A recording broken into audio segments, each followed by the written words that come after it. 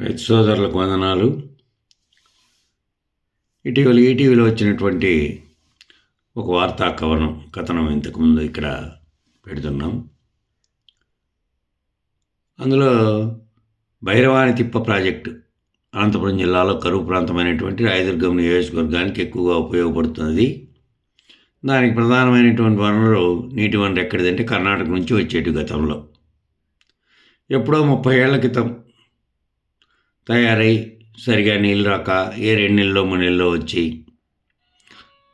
Project కట్టినా కూడా ఉపయోగం లేక నిరుపయోగంగా ఉండిపోయినటువంటి ఆ భైరవాని తిప్ప ప్రాజెక్టుకు మళ్ళీ మంచి దశ రావడానికి కృషి జరుగుతోంది. ఇటీవలే గత ప్రభుత్వ హయాంలో అప్పుడు కాలువ శ్రీనివాసులు మంత్రిగా ఉన్న టైంలో భైరవాని తిప్ప ప్రాజెక్టుకి అంద్రినీవా నుంచి నీళ్ళు ఇస్తే సరిపోతుంది అని అడిగారు. అంద్రినీవా నుంచి నిజానికి అంద్రినీవా అనే మొదట ప్రతిపాదించిన కర్నూలు జిల్లా నుంచి కర్నూలు, అనంతపురము, చిత్తూరు జిల్లాకు చేరేలోపు ఆ 3 జిల్లాల్లో మాత్రమే ఆ వరద నీళ్లు సరిపోతాయి. వరదలు వచ్చినప్పుడు మాత్రమే దానికి స్టాక్ ఉన్న నీళ్ళు వాడుకునే ఇది లేదు కాబట్టి, పర్మనెంట్ జలాలు ఏవి కేటాయించలేదు కాబట్టి, మిగులు జలాల మీద కట్టిన ప్రాజెక్టులు కాబట్టి అక్కడికే సరిపోతుంది అంటే కొత్తగా ప్రతిపాదనలు పెట్టి తీసుకుంటూ ఉన్నారు. సరే, ఇంకా ఎక్కువ మంది రైతులకు ఉపయోగపడితే రైతులకు ఆనందమే. అయితే దురదృష్టం ఏమిటంటే అసలైనటువంటి ఆ 3 జిల్లాల్లో ప్రతిపాదించినటువంటి మెయిన్ కెనాల్ నుంచి ఉపకాలువలు తవ్వకపోవడం వల్ల చాలా చోట్ల, ముఖ్యంగా మారాల రిజర్వాయర్ లాంటి చోట్ల 1 లీటర్ కానీ 1 చుక్కను కానీ ఏమిటికి ఉపయోగించుకున్న దాఖలాలు లేవు. ఎవరైనా కాలువ తెగ్గొట్టుకొని వాడుకుంటే, లేదంటే అందులో నుంచి సీపేజ్ వాటర్ కింద కారిపోయిన నీళ్ళు వచ్చి ఉపయోగించుకోవడం తప్ప అధికారికంగా ఇంతవరకు ఉపయోగించుకున్నటువంటి సందర్భమే లేదు. ఇక్కడ ఎందుకు చెప్తున్నామంటే ఎప్పుడో ప్రారంభించి వదిలేసినటువంటి భైరవాని తిప్పలాంటి ప్రాజెక్టులేకి మళ్ళీ జీవం కల్పించడానికి ప్రభుత్వం అంగీకరించినందువల్ల ఇంకా దానికి బడ్జెట్ ఏమి పెద్దగా కేటాయించలే.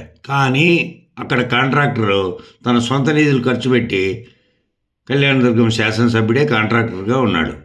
ఎస్ఆర్ కన్స్ట్రక్షన్ సంస్థ తరపున శరవేగంగా పనులు చేస్తున్నాడు. శరవేగంగా పనులు చేసి వచ్చే సంవత్సరంలో నీళ్ళు ఇవ్వాలి అంద్రినీవా నుంచి దానికి ఎత్తిపోతల ద్వారా. అంద్రినీవా మెయిన్ కెనాల్ నుంచి ఎగువన ఉంది, అది కొంత దూరం సహజంగా పోతాయి, కొంత దూరం ఎత్తిపోస్తారు లిఫ్ట్ ఇరిగేషన్ ద్వారా. ఎక్కడెక్కడో అన్ని మూలలకి చేరుతున్నాయి అంద్రినీవా నుంచి. కనీసం మేము ఆ కాంట్రాక్టర్ ఉన్నటువంటి ప్రాంతంలో ఆ కాంట్రాక్టర్ ద్వారా అయినా కూడా ఒక కాంట్రాక్టర్ శాసనసభ్యుడు ఏంటి కనీసం అట్లా శరవేగంగా పూర్తి చేసినవాడేమో.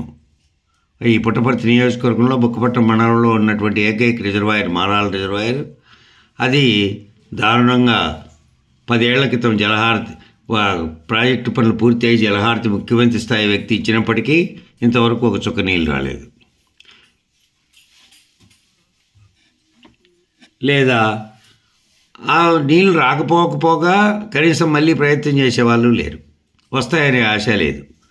కాబట్టి అక్కడ ఎవరైనా ఇట్లాంటి కాంట్రాక్టర్ ఎమ్మెల్యే ఉన్నా కూడా మాకు పని జరిగేదేమో. ఇప్పుడున్నటువంటి ప్రస్తుత శాసనసభ్యుడు 20 ఏళ్ల నుంచి ఉన్నాడు రాజకీయాల్లోనే, కానీ దాన్ని ఊసే ఎత్తే వాళ్ళు లేరు.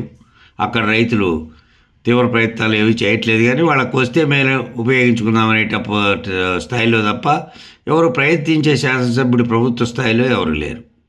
దీని మూలంగా తీవ్రంగా నష్టపోతున్నారు అక్కడ. లేదంటే అక్కడ ఆ మండలం నుంచినే ఆ గ్రామం, ఆ ప్రాంతం ఇంకో నియోజకవర్గంలోకి ఎక్కడైనా దగ్గర సమీపంలోని ముదుగుబ్బ లాంటి మండలంలోకి కలిసిపోయేది మేలు. బుక్కపట్నం మండలంలో ఉండేటువంటి చివరి ప్రాంతాలైనటువంటి కృష్ణాపురం, యాదలంకపల్లి లాంటివి, ఆ మారాల దాని చుట్టుపక్కల ఉన్న ప్రాంతాలన్నీ ధర్మవరం నియోజకవర్గంలో కలిస్తే మేలు. ఏమైనా పని చేసేకి అవకాశం ఉంటుంది, చేయించుకునేకి. లేదా ఏ కాంట్రాక్టరో అవకాశం ఉంటుంది అక్కడ వచ్చేకి. ఇక్కడ ఈ నియోజకవర్గంలో ఇంకా మరో రాజకీయ నాయకుడు వచ్చి ఇంకోటి ఏదో చేస్తాడనేది అసంభవం. ఇంకా కొంతమంది ఏం పాట పాడుతున్నారంటే శ్రీరామ్ ప్రయత్నం చేస్తున్నాడు, పెట్టాలి శ్రీరాము ఎక్కడో గుండిపల్లి దగ్గర నుంచి ఒక కొండలో సొరంగం తవ్వి నేలకోట ఏరియాకు నీళ్ళు తీసుకురావాలని. మెయిన్ కెనాల్లోంచి నీళ్ళు ఎన్ని రోజులు వస్తాయి? నీటిపారుదల ఉద్దేశించినదే 20 రోజులు ఆ కెనాల్. లేదంటే నిల్వ సామర్థ్యం ఎక్కువ పైన శ్రీశైలంలో ఉంటే అక్కడ నుంచి 2 నెలలు, 1.5 ఆ తర్వాత నీళ్ళు నిల్వ ఉండేది కాదు కదా. డ్యాము మారాల డ్యామ్ అనేది నీళ్లు నిల్వ ఉండేది, నిల్వ ఉన్న బ్యాలెన్సింగ్ రిజర్వాయర్. ఆ రిజర్వాయర్లో ఎప్పుడైనా కూడా నీళ్ళు తీసుకునే అవకాశం ఉంది, కొరత ఇచ్చినప్పుడు, కరువు వచ్చినప్పుడు. కెనాల్లోంచి ఎట్లా తీసుకుంటాం, కెనాల్లో కేవలం 40 రోజులు కూడా పారదు అది, అది నీళ్ళు ఉంటేనే ఎగువ ప్రాంతంలో.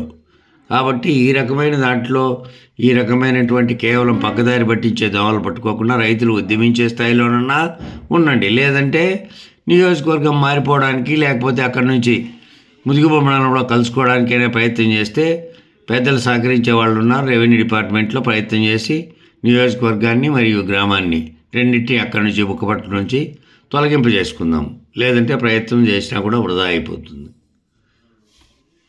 అందరినీ మారాల రిజర్వాయర్ పనిచేయాలి అంటే 2 మార్గాలు. ఒకటి, ముఖ్యమైన దగ్గర పోయి తీవ్రంగా ప్రయత్నించడం, రైతులు ఉద్యమం చేయడం.